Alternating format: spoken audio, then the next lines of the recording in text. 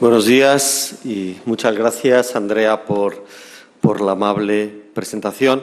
Andrea pasó unos cuantos años en la Universidad de Navarra. Ella dejó allí una impronta y un gran recuerdo. Y hoy es una alegría poder volver a encontrarme con ella. Y le agradezco esta presentación que, como ven, tiene mucho que ver también con esa amistad que me profesa. Señor presidente del Colegio de Abogados y Abogadas de Costa Rica y miembros de la Junta Directiva, señor presidente de la Comisión de Asamblea Constituyente, dignísimas autoridades, estudiantes, señoras y señores. Es obligado que mis primeras palabras sean de agradecimiento por la invitación para pronunciar la conferencia inaugural de esta jornada conmemorativa de los 70 años de la Constitución de Costa Rica. Si cualquier razón es buena para venir al paraíso, me siento especialmente agradecido al Colegio de Abogadas y Abogados de Costa Rica y a su Junta Directiva por el honor que me otorgan y que espero no defraudar.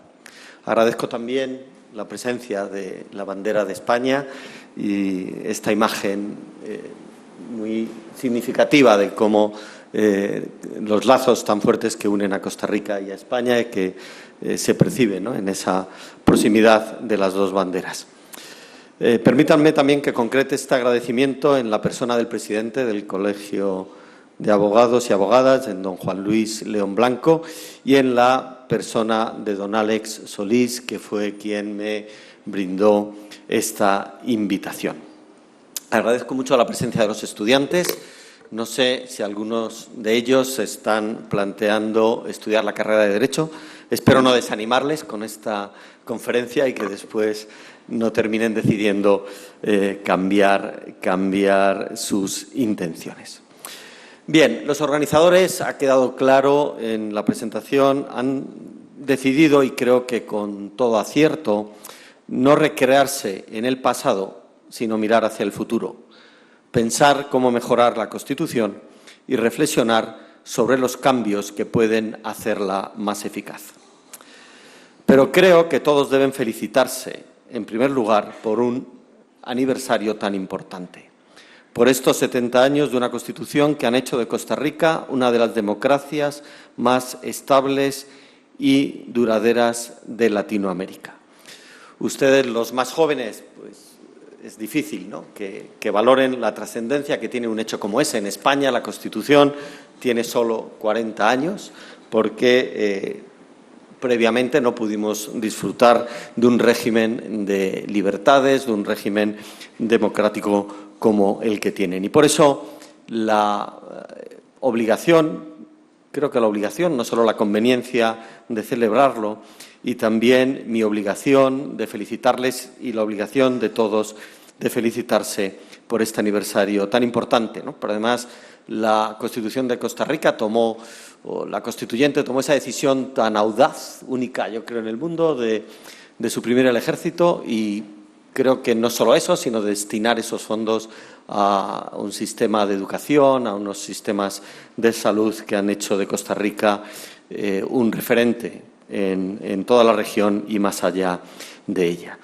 Si digo estas palabras no es solo por agradar, ni siquiera por dejar constancia de lo que es una realidad, sino porque, como intentaré explicar a lo largo de esta intervención, la Constitución más adecuada no siempre es la más perfecta, técnicamente hablando, sino la que mejor permite hacer realidad los valores que están detrás del constitucionalismo. Como le gusta repetir a mi maestro en España, el profesor Aragón Reyes, el derecho no lo puede todo. Los abogados lo sabemos muy bien, aunque también sabemos que sin el derecho tampoco se puede hacer nada o casi nada. Y la Constitución, al fin y al cabo, es una norma, la norma suprema, the supreme law of the land, como les gusta repetir a los estadounidenses.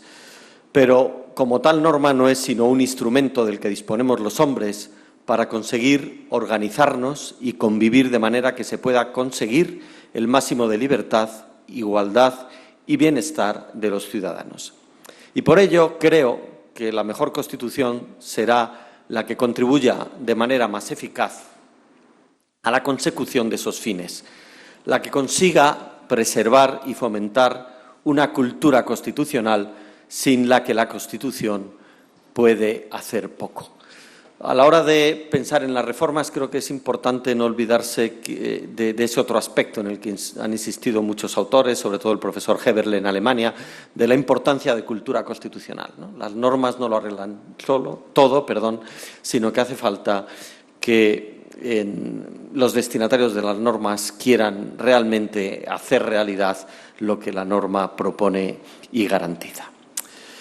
Creo que hay muy buenos ejemplos que avalan lo que acabo de decirles. La Constitución inglesa ha permitido a los británicos vivir en democracia y superar graves crisis. Confío, por el bien de todos, en que les ayude a superar también la grave crisis creada con motivo del Brexit. Y eso a pesar de que nunca se ha concretado en un texto escrito. Los ingleses son singulares también en eso. Es la única Constitución que no se concreta en un texto. La Constitución estadounidense sigue cumpliendo satisfactoriamente su función más de 230 años después de su aprobación, a pesar de su brevedad y de que en todo ese tiempo solo se han introducido 27 enmiendas, la última de ellas en 1992. Pero sin caer en esos casos que pueden considerarse quizá envidiables, pero creo que no imitables, lo mismo cabe decir de constituciones como la alemana o la italiana, que acaban de cumplir también 70 años, o, por citar alguna más próxima y longeva, la Constitución de los Estados Unidos de México, que, como saben, data de 1917.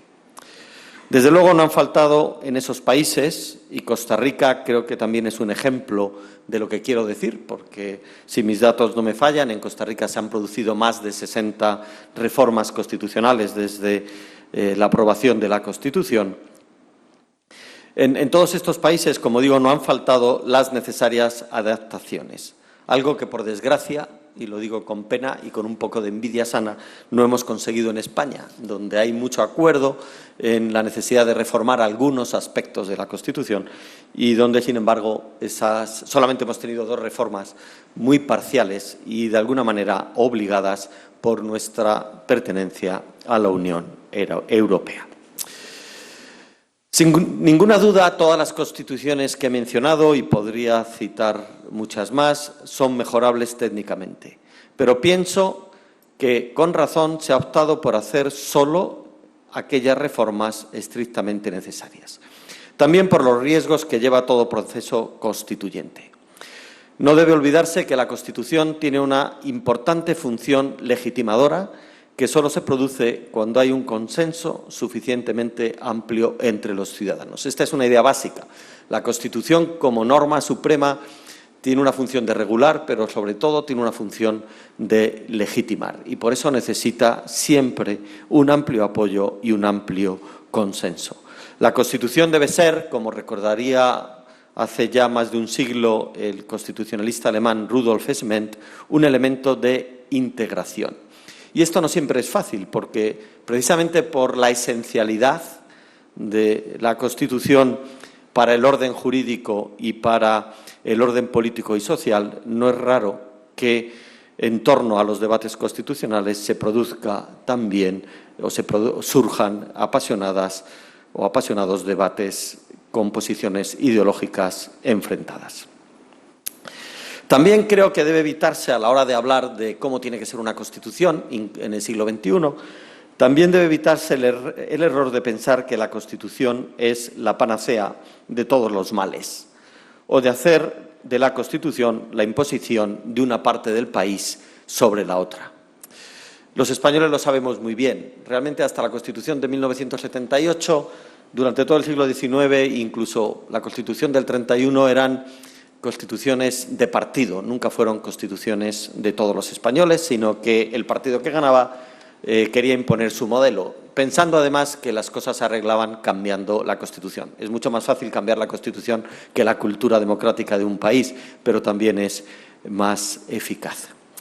Igualmente, creo que debe huirse de hacer de la Constitución un código largo y detallado, lo que implicaría introducir rigidez en el sistema al excluir ámbitos de la regla general de las mayorías propias del sistema democrático. Les explico a los estudiantes, toda Constitución se aprueba por unas mayorías muy especiales y sus reformas requieren también mayorías cualificadas, de manera que lo que queda en la Constitución es muy difícil de modificar e implica que se va a imponer a todos los poderes, incluido el poder legislativo. Nuestras sociedades se caracterizan por cada vez más, ¿no?, por un marcado pluralismo político y social. Y la Constitución debe ser, como dijera el Tribunal Constitucional Español en una de sus primeras sentencias, con una fórmula que me parece especialmente feliz, un marco de coincidencias suficientemente amplio como para que dentro de él quepan opciones políticas de muy diferente signo. Y si cabe, esto es más importante y más difícil en nuestros días por la heterogeneidad de nuestras sociedades. La Constitución debe ser el cauce para la formación de la unidad nacional en una sociedad plural, debe ser un elemento de integración tanto social como político. Estas ideas generales pretenden ser el contexto en el que se mueva esta exposición. Voy a intentar explicar cuáles son las notas y, por ello, los contenidos que, en mi opinión, debe cumplir una Constitución en este siglo XXI, que está todavía en sus comienzos. Unos comienzos un tanto convulsos y problemáticos, como se comprueba con solo echar un vistazo a los titulares de los periódicos de estas últimas semanas. Y casi diría que da igual a la parte del mundo a que se mire. No voy a decir, porque sería temerario por mi parte, cómo tiene que ser la Constitución de Costa Rica. Va a haber a continuación debates muy interesantes de los que yo desde luego voy a aprender y en los que personas más cualificadas por el conocimiento de la realidad jurídica, social y política de Costa Rica harán sus propuestas.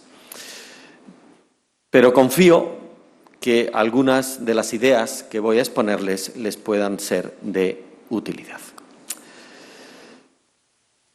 Como es bien sabido, los estados constitucionales actuales son herederos de lo que García Pelayo llamó el concepto racional normativo de Constitución. Un concepto cuyas bases se pusieron en ambos lados del Atlántico, en los Estados Unidos de América y en Europa, a finales del siglo XVIII. Y aunque evidentemente ha habido muchísimos cambios desde entonces y han surgido nuevos y numerosos retos a los que dar respuesta, entiendo que una Constitución del siglo XXI tiene que seguir cumpliendo los fines propios del constitucionalismo. ¿Cuáles son? Organizar un poder limitado, democrático y sometido al derecho, que garantice el bien común y, en particular, los derechos de los ciudadanos. Cambiarán las maneras de conseguir esto, pero no puede cambiar el fin de una Constitución. Ese es el horizonte que no debe olvidarse, por tanto, cuando se quiere dar una respuesta adecuada a problemas tan actuales como la creciente internacionalización, la proliferación de poderes económicos globales, la necesidad de proteger suficientemente a grupos minoritarios y muchas veces excluidos de la sociedad, o por citar otro de los que considero grandes retos de nuestro tiempo, los desafíos que plantea la inteligencia artificial y, más en general, los grandes avances tecnológicos. A la vez, creo que debe huirse de la tentación de sacrificar alguno de los elementos propios del constitucionalismo en aras a un resultado rápido y aparentemente eficaz, o, si se me permite la expresión, la tentación de buscar atajos. No sé cómo es en Costa Rica, en España, cuando uno busca un atajo en el monte, normalmente termina perdiéndose y llegando mucho más tarde de lo que querría. Pues creo que esa imagen, si se me permite, también nos vale para el constitucionalismo y, en general, para la organización del poder. Hay nuevos retos a los que hay que dar solución, pero ni existen fórmulas mágicas ni existen atajos que nos permitan llegar antes, aunque es lo que quizá a todos nos gustaría. Por eso, toda Constitución también en el siglo XXI, debe organizar, como he dicho, el poder de manera democrática y de forma que se garanticen la libertad e igualdad de los ciudadanos y las demás exigencias del Estado de Derecho. A continuación, me detendré en cada uno de estos aspectos, eso sí, desde la perspectiva de lo que entiendo que son los principales retos de nuestro tiempo. En primer lugar, he dicho, una Constitución tiene que organizar el poder y organizarlo garantizando la democracia. Para eso, el constitucionalismo siempre ha explicado que la mejor manera de organizar el poder, ya desde Montesquieu, es dividiéndolo, estableciendo un sistema de checks and balances que a la vez que por una parte garantice que el poder está limitado y que por otra no produzca una parálisis en las instituciones. Una parálisis que creo cada vez es un riesgo más real, como estamos viendo en muchos países, por la radicalización de las posiciones y la consiguiente polarización que se traduce en no pocos casos en bloqueos políticos. Se echa de menos en España, se echa de menos en muchos países ese espíritu constituyente que, como acabamos de ver en el vídeo, debe animar cualquier reforma, donde es importantísimo que las fuerzas políticas sepan mirar más allá de sus intereses partidistas para pensar en el bien común. Refiriéndose a España, y por tanto no hablo de Costa Rica, Rubio Llorente concretaba la causa de estos problemas en dos fenómenos relevantes. De un lado, la falta de cultura democrática, quizá también en nuestro país porque somos una democracia todavía joven. De otro, el dominio absoluto de nuestra vida política por los partidos. Se trata de algo más que meras disfunciones organizativas, puesto que la nueva realidad de los partidos, decía Rubio Llorente, altera el equilibrio entre las instituciones propias del parlamentarismo que pone en cuestión su propia razón de ser y pone en riesgo, concluía, la legitimidad del sistema. Insisto en que no hablo porque no conozco bien la realidad costarricense, pero pienso que esos dos problemas son comunes a muchas democracias. Y aunque Rubio Llorente se refería a un régimen parlamentario, como es el español, creo que muchos de esos problemas afectan también a sistemas presidencialistas y semipresidencialistas. La percepción, que responde al menos parcialmente a una realidad, de que los partidos, tan necesarios en la democracia y con independencia de su ideología, tienden a monopolizar el espectro político y que incluso quieren controlar ámbitos que deberían ser ajenos a las luchas partidistas, el Poder Judicial, los tribunales constitucionales, los organismos independientes. Creo que eso explica por qué se está produciendo una desafección de los ciudadanos hacia la clase política y por una lógica, pero peligrosa extensión, hacia la democracia representativa. ¿Cómo se puede superar esta situación? Algo que no, en modo alguno, es fácil. No faltan propuestas que pasan por reforzar la democracia directa, algo a lo que además podría contribuir actualmente y de manera importante las posibilidades que brindan las nuevas tecnologías. Y, desde luego, determinadas formas de democracia directa, como la iniciativa legislativa popular, formas de referéndum arrogativo, como existe en Italia y creo que también en Costa Rica, pueden dinamizar nuestras democracias. Pero creo que lo vivido en estos últimos años, en algunos importantes referéndums que se han celebrado, de manera muy especial el del Brexit, pero creo que también Costa Rica ha tenido alguna experiencia de este tipo, ese tipo de vivencias han puesto de manifiesto lo justificadas que siguen estando las prevenciones frente a esa forma de ejercicio del poder. Y por eso, y no puedo detenerme en esto, ni es el tema que hoy les interesa, por eso se explica también por qué en España, aparte de que no es posible constitucionalmente, hay una resistencia lógica por parte de todos los órganos a organizar un referéndum en Cataluña.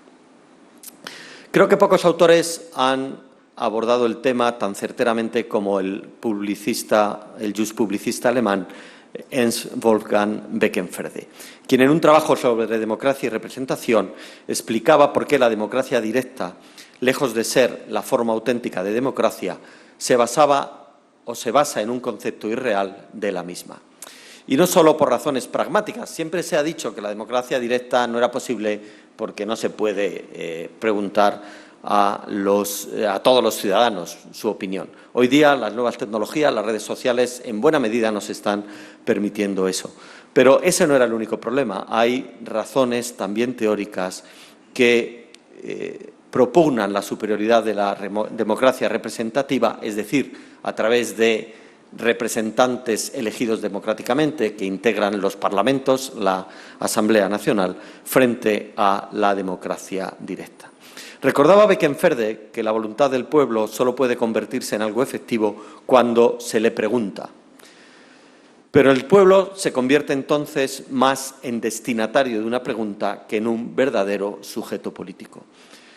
El pueblo no puede influir ni sobre el contenido ni sobre la formulación de la pregunta. Solo puede responder con un sí o con un no.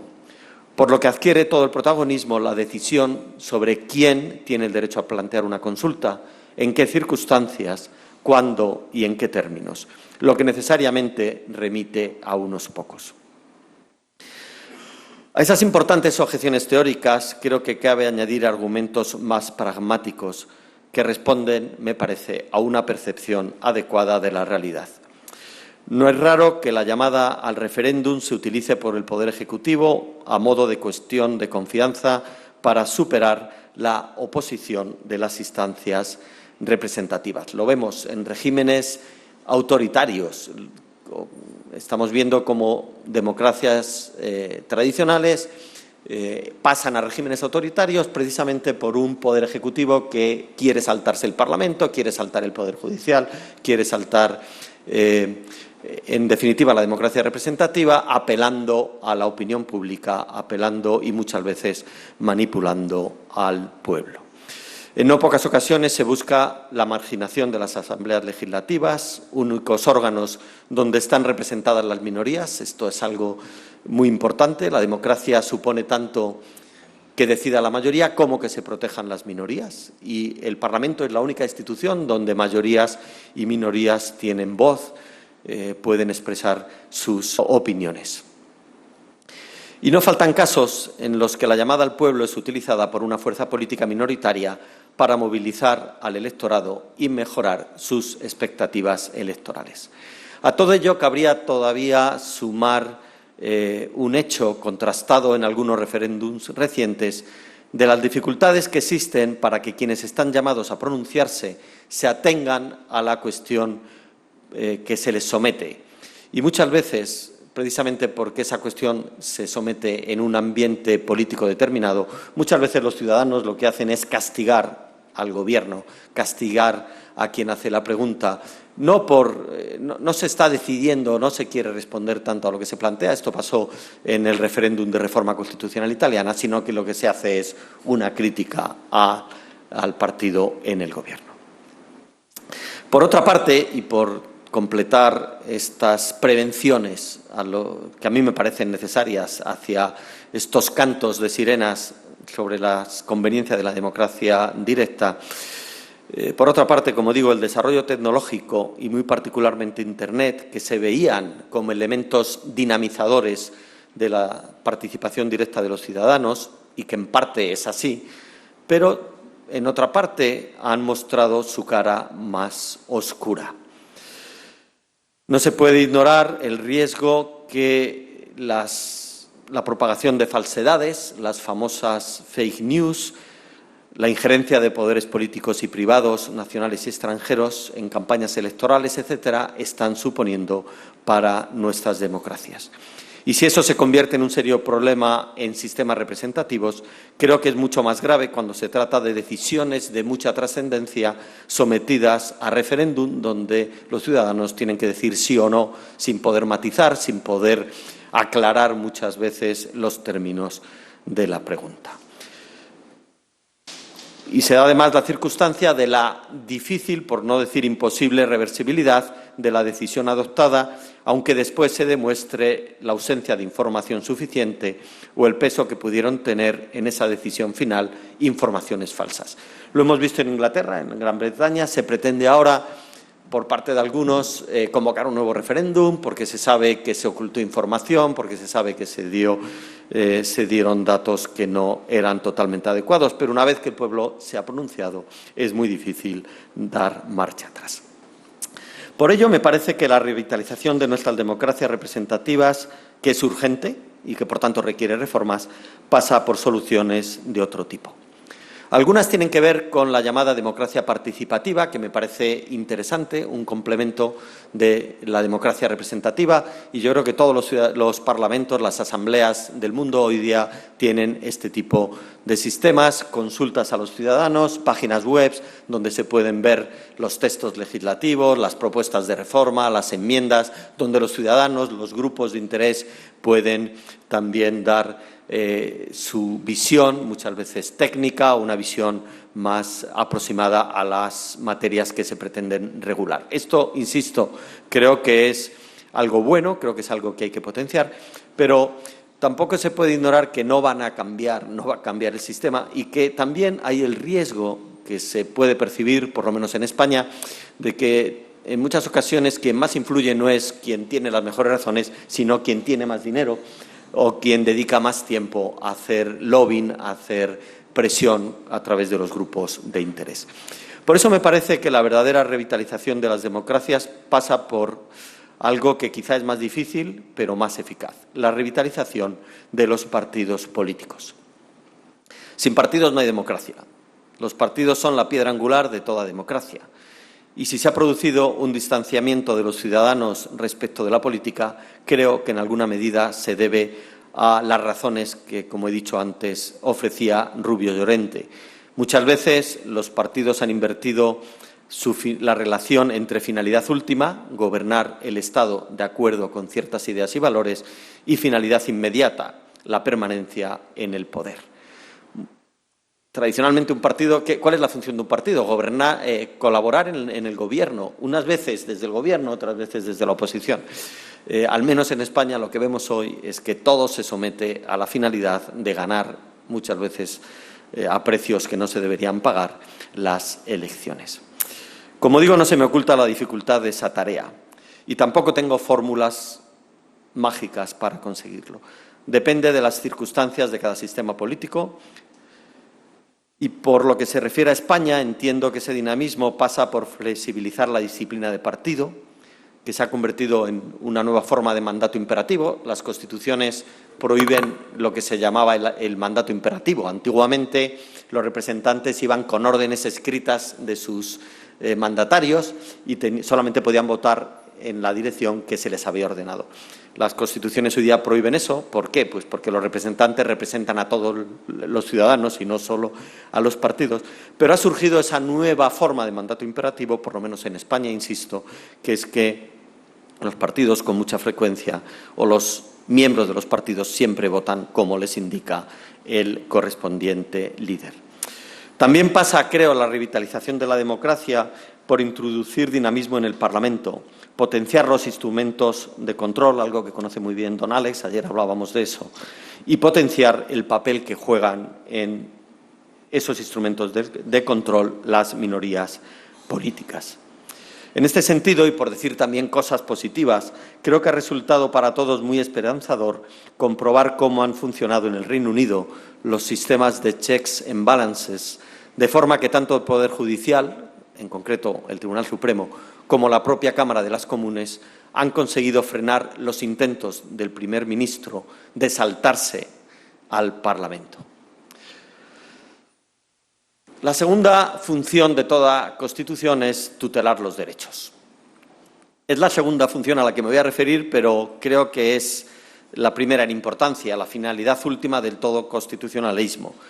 Pues, al fin y al cabo, la propia preocupación por organizar el poder no responde tanto a criterios de eficacia en el movimiento constitucional como de preocupación por la garantía de los derechos.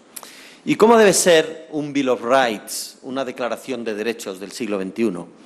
Desde luego no puede ser como las declaraciones liberales, pero a la vez creo que tampoco es bueno caer en una codificación excesiva de derechos y en una inflación que corre el riesgo de desvirtuarlos. A la vez, no cabe duda de que los tiempos actuales plantean nuevos e importantes desafíos para los derechos. Algunos, decía antes, tienen que ver con las posibilidades que abre el gran y acelerado desarrollo tecnológico. Junto a indudables beneficios, de los que todos estamos disfrutando ya, las nuevas tecnologías y la inteligencia artificial plantean nuevos retos para la protección de la privacidad. Asimismo, el desarrollo de la robótica y la manipulación genética suscitan numerosos interrogantes desde el punto de vista ético y pueden tener consecuencias negativas para la dignidad, la vida y la integridad personal. Son temas que requerirían por sí solos desarrollos más amplios de los que son posibles en esta ponencia general. Con todo, no tengo claro que la cada vez más urgente respuesta a estos riesgos deba venir, o al menos deba venir fundamentalmente, a través de la incorporación de nuevos derechos. En algunos casos, esa incorporación es procedente y así, por ejemplo, en muchas constituciones gozamos hoy de lo que se ha llamado el habeas data, un derecho para proteger nuestros datos frente a la administración pública y también frente a las empresas. Pero con frecuencia creo que los nuevos riesgos no afectan a bienes que requieran tanto la definición de nuevos derechos como una interpretación amplia de derechos que ya existen. Y creo, sobre todo, que la protección de esos bienes en juego puede ser más eficaz desde la tutela del derecho objetivo, desde las leyes, que desde el reconocimiento de nuevos derechos fundamentales. Hacen falta regulaciones que establezcan los límites de determinadas conductas y precisen un régimen sancionador en los casos de incumplimiento, incluyendo la tutela penal en los supuestos más graves. Y deben ser leyes en constante revisión si se quiere que sigan cumpliendo su papel en una realidad tan cambiante. Además, las medidas realmente eficaces en esos ámbitos requieren, en muchos casos, de acuerdos internacionales y de la actuación coordinada de los Estados, pues la globalización y las posibilidades de Internet y de otras redes similares dificultan las garantías por los poderes públicos de un único país. Creo que ejemplos actuales hacen o permiten entender fácilmente lo que quiero decir. Hoy día la protección frente a las noticias falsas es imposible en un único país. ¿Por qué? Tendrá que haber una normativa, como digo, y sancionarlas, pero no se pueden evitar ni siquiera cerrando dominios de Internet, porque muchas veces esas noticias se crean en Siberia, ¿no?, donde hay allí buenos grupos de hackers, ¿no?, que funcionan por intereses políticos o por intereses económicos. Pero lo mismo pasa, por ejemplo, con cuestiones como la maternidad subrogada. En muchos países se prohíbe lo que se llaman los vientres de alquiler, pero hay países como Ucrania donde se puede pagar no mucho a una mujer para que lleve a cabo una gestación. Con lo cual, cuando vuelve una pareja con el niño, el Estado se encuentra con el problema de qué hacer: no reconocerlo, con el problema del menor, o reconocerlo con lo que supone una burla de la propia prohibición. Y lo mismo pasa con tantas investigaciones. El otro día salía en la prensa investigaciones precisamente de un científico español que realiza, él trabaja en La Joya, en California, pero realiza investigaciones en China y habían empezado a hacer algo que plantea tantos problemas desde el punto de vista ético, que es mezclar células humanas con células de animales. Como digo, para dar respuesta a todos estos problemas, a veces se podrán incorporar nuevos derechos. Creo que en la mayor parte de los casos hacen falta normas y normas internacionales. Otro reto importantísimo desde el punto de vista de los derechos es la garantía de un alto nivel de igualdad. Como ya señaló hace tiempo Martin Crille, la democratización del Estado constitucional significa que las condiciones reales de la libertad valen para cada uno en forma igual. En definitiva, si no hay igualdad, no hay libertad. Habrá libertad de unos pocos, pero no de los que no tienen acceso a los bienes que requieren una determinada posición económica o de otro tipo. Para que eso sea así, debe garantizarse, en primer lugar, la igualdad jurídica propia del constitucionalismo liberal, pero ya hace tiempo sabemos de su insuficiencia. Es necesaria la igualdad de oportunidades que reclama el Estado social. Esto lleva, entre otras cosas, a poner el énfasis más en la diferencia de trato que en la igualdad. En el fondo se trata de una exigencia de justicia, ¿no? La definición clásica de justicia, ya desde Roma, desde Ulpiano, es dar a cada uno lo suyo, no dar a todos lo mismo. Por eso hay que saber conjugar de manera adecuada la igualdad jurídica con una verdadera igualdad de oportunidades que lleva muchas veces a romper la igualdad jurídica. Pienso que, con todo, la igualdad jurídica es un camino importante que todavía puede dar mucho juego para evitar discriminaciones. Estoy pensando, desde luego, en el caso de las mujeres. Con la igualdad jurídica se debe luchar para que puedan acceder a cualquier trabajo, para luchar contra ese gap que a veces existe en salarios entre hombres y mujeres. Estaba viendo ahora la foto de la Constituyente, ¿verdad?, del año 48. Uno veía que no había ninguna mujer. Afortunadamente, hoy día eso no sería posible, creo que ya en ningún país del mundo.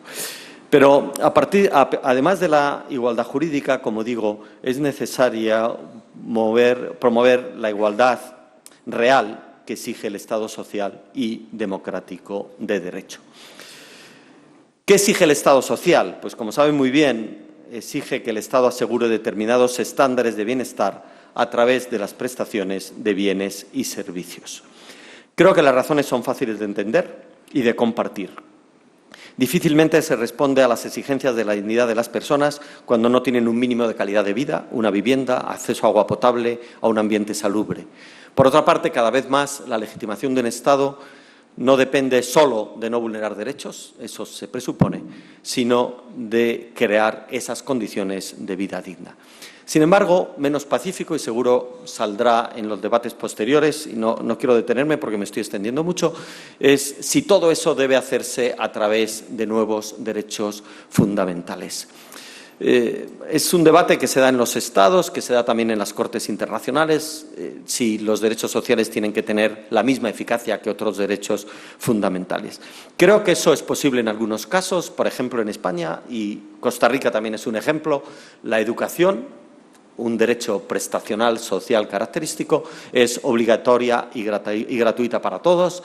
La educación básica, y, por tanto, es un verdadero derecho fundamental exigible ante cualquier poder público. Tengo más dudas que con otros derechos se pueda proceder de esa manera. ¿Por qué? Pues porque, como es bien sabido, quizá a los estudiantes habría que explicarle esto con más detenimiento, los derechos sociales requieren importantes inversiones económicas. Y quien decide cómo se reparte el presupuesto en nuestros estados democráticos es el poder legislativo, y no debe ser, creo que no es bueno que sea el poder judicial. Por supuesto que el poder judicial, y así pasa en muchos casos, podrá reparar lesiones injustas en casos concretos. El otro día leía en España una sentencia en la que el Tribunal Supremo había condenado a la Seguridad Social a pagar una prótesis de primera generación para una persona que la necesitaba. Pero creo que las actuaciones del Poder Judicial para hacer efectivos esos derechos, el derecho a la salud, el derecho a la vivienda digna, pasan más por la legislación que por construcciones jurisprudenciales. Porque si no, lo que se produce es lo que también sobre lo que también llamó la atención en Beckenferde, un resbaladizo tránsito del Estado legislativo parlamentario al Estado jurisdiccional de justicia constitucional. Por otra parte, creo sinceramente que esto no es necesario. En Alemania, en España, los derechos sociales en buena medida son principios rectores que se convierten en derechos por la obra del legislador, y no creo que se pueda considerar que están menos garantizados que los derechos sociales en países, algunos muy próximos, donde creo que con un poquito de voluntarismo se piensa que llamando a esos derechos fundamentales ya van a estar garantizados. Entiendo que esto es más polémico, que requiere debate y seguro que a lo largo de la jornada podemos detenernos en ello. Lo que sí pretendo, desde luego, que estas reflexiones en mi caso, no se pueden interpretar como un intento de rebajar la garantía de las prestaciones, sino que se trata de ver cuál es la mejor manera para su consecución. Esta referencia a los derechos en una Constitución del siglo XXI no quedaría completa si no mencionara una cuestión que ustedes conocen especialmente bien, como es la de la adecuada articulación entre la protección constitucional de los derechos y la que ofrecen los tribunales internacionales y muy especialmente la Corte Interamericana y el Tribunal Europeo de Derechos Humanos. La relevancia que han adquirido esos tribunales es quizá uno de los fenómenos más interesantes de las últimas décadas, no solo por ofrecer una vía de reparación de concretas lesiones, sino también en la medida en que establecen estándares de protección que deben ser respetados por todos los Estados firmantes de los respectivos tratados. A la vez, y como es bien sabido, la correcta articulación de ambas jurisdicciones pasa por una actitud de respeto del margen de apreciación nacional y por el establecimiento de mecanismos que hagan realidad el tan repetido diálogo entre los tribunales, de forma que tribunales nacionales y cortes internacionales vayan en una dirección de colaboración y no de conflicto.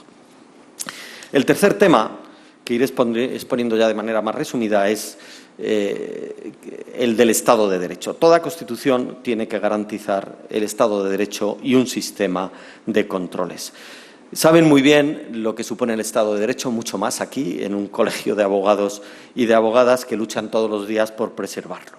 Implica el sometimiento del poder al derecho, en primer lugar a la Constitución, implica la existencia de jueces independientes y un sistema de gobierno del Poder Judicial que garantice la no interferencia del poder político. Se trata de verdades que hasta hace poco parecían plenamente asumidas y creo, y espero que no sea así en Costa Rica, pero sí lo veo en otros países, que quizá el Estado de Derecho es el pilar que se ve más comprometido en nuestros días por un entendimiento sesgado de la democracia. Los populismos que se extienden en Latinoamérica, pero también en Europa e incluso, estamos viendo en los Estados Unidos, tienen interés en contraponer Estado de Derecho y democracia, con olvido de que la democracia solo es tal dentro del respeto a la ley y, en primer lugar, a la Constitución. En España a veces uno lee titulares asombrosos, como estoy pensando en un político de mi comunidad autónoma, de Navarra, que decía algo así como oponer la ley al pueblo es fascismo, cuando la ley es la expresión de la voluntad popular. Lo aprendimos hace mucho tiempo. El tema está siendo objeto de atención en la literatura científica y cada vez hay más referencias abundantes. Permítame que cite muy brevemente a un colega de la Universidad de Navarra que ha escrito un artículo que lleva el significativo título de Populismo y Rule of Law, el profesor Juan Cianciardo. Recuerda este profesor el diagnóstico que se realiza desde posiciones populistas. Cito: el rule of law habría sido empleado de modo sistemático, especialmente en países desarrollados, por grupos hegemónicos para perpetuarse en su situación de dominación o hegemonía, dificultando o impidiendo que los gobiernos lleven adelante su tarea. Frente a ello, se propugna la lógica de la acción política, la eliminación de las instancias intermedias, entre ellas el poder legislativo, con una apelación al pueblo como elemento totalizador. Y se cuestiona, asimismo, la acción del Poder Judicial. La solución sería la democracia redentora como único principio de la actividad política.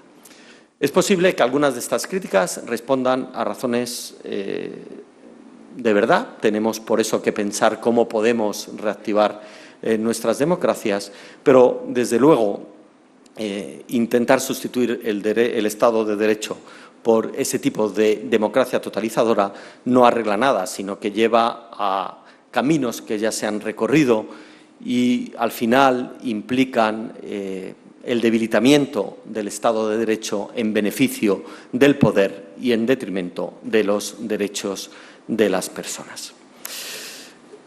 Organización del poder, garantía de los derechos, garantía del Estado de Derecho son los fines que tiene que conseguir una Constitución.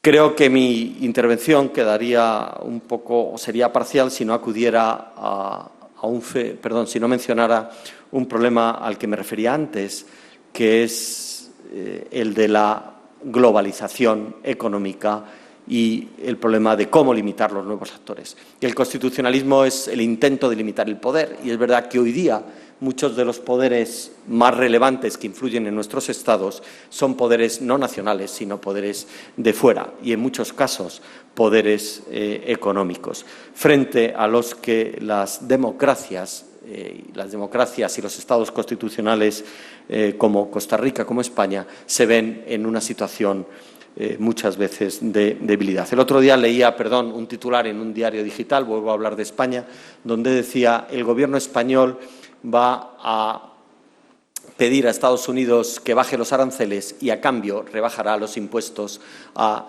grandes empresas americanas. Se mencionaba Google, Amazon, etcétera. Bueno, es evidente que esos son grandes retos que se plantean en las constituciones del siglo XXI.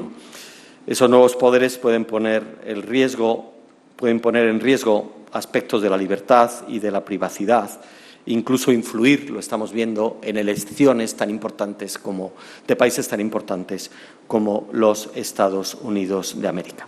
El tema de esta ponencia, pero desde luego no es una cuestión menor para quien estudia y quiere preservar los valores del constitucionalismo.